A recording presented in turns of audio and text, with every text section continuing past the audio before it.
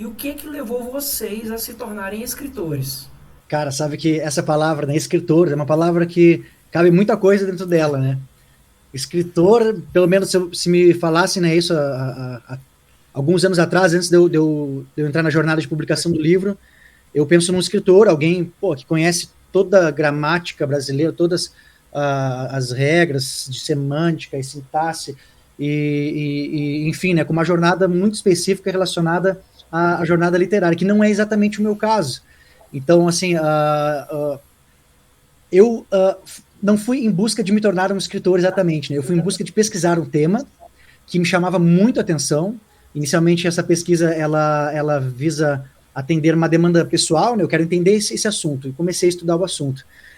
No meio do caminho, a jornada ela acabou, né, por si só, me moldando, digamos assim, no seguinte sentido. Um dado até interessante para ser compartilhado aqui, né? Os livros de história, best-seller no Brasil hoje, eles não são de historiadores, né? Eles são jornalistas. Eduardo Bueno, com Brasil uma biografia, Brasil uma história, e Laurentino Gomes, com aquela coleção, né, 1808, 1822, 1889. Ambos não são historiadores, são jornalistas. Por que os jornalistas vendem mais livros de história? Porque sabem se comunicar melhor.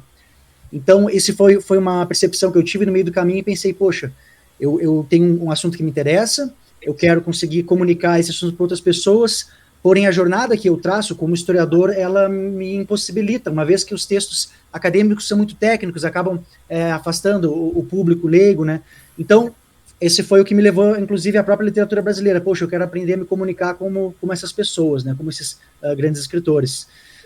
E no meio do caminho, sim, acabei então me aproximando, né, daquilo que eu imaginava que um escritor deveria possuir, né, e percebendo que, de fato, hoje em dia, até na própria publicação, eu percebi que o leigo, o ser humano mortal, como somos todos nós, ele está muito mais próximo da realidade de um escritor do que costumava se pensar, né? Hoje em dia, uma pessoa ela tem suas memórias, ela tem seu diário, ela tem aquela história que ela inventa desde criança, ela quer publicar, ela tem como fazer isso, né? Então, existem editoras que atendem esse nicho, né? O nicho do cliente interessado em contar a sua história, e isso é muito bom, isso é muito positivo, né? A democratização da informação faz parte disso também.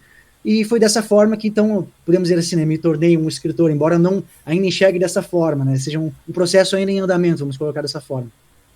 Então você acredita que em vez de ser escritor, deveria ser chamado o quê? Um propagador de conhecimento? Pronto, pronto. Fico mais feliz em ser um propagador de conhecimento. Esse é o objetivo final. Obrigado. Então, no meu caso, eu nunca imaginei em toda a minha vida que eu pudesse ter a capacidade de escrever um livro, entendeu? Porque eu sempre acreditei que um livro requeria você ser pelo menos um doutor, ou um mestre, digamos assim, academicamente falando. Eu sempre imaginei que fosse uma coisa assim muito rebuscada, uma coisa muito culta, de alguém que tivesse uma capacidade intelectual fora do normal, entendeu?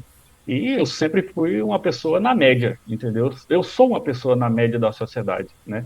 E eu nunca imaginei que eu fosse escrever um livro, entendeu? Para nada, sabe?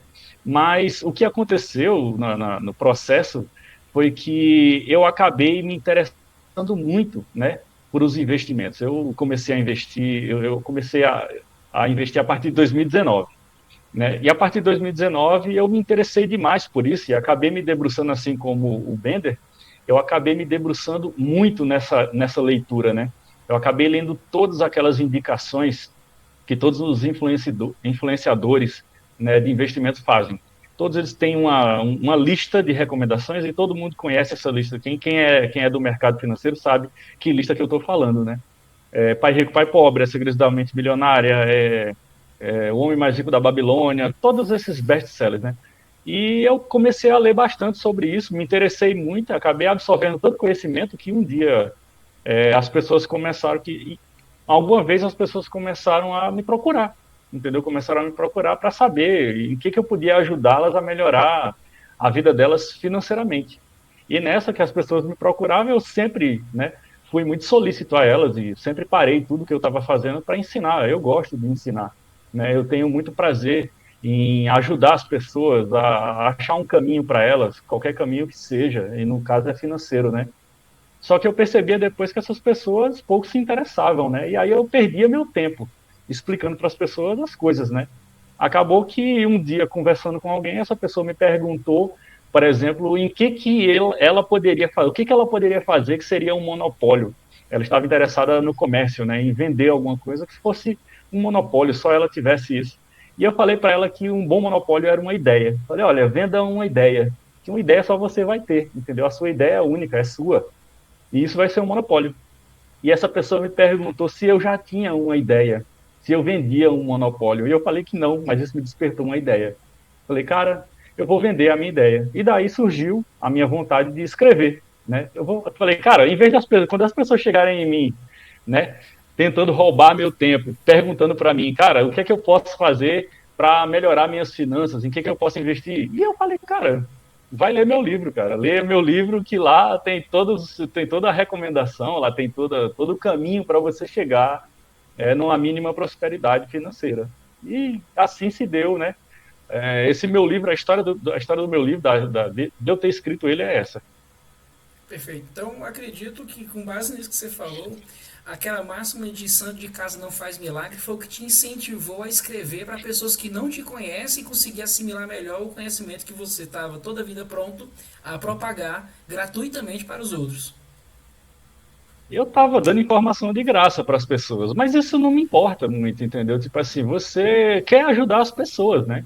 Todo mundo gosta de ajudar alguém, principalmente professores. Os professores adoram ensinar, entendeu? Eles adoram quando um aluno chega nele e fala, professor, olha, eu quero te agradecer por essa informação, por isso, por aquilo.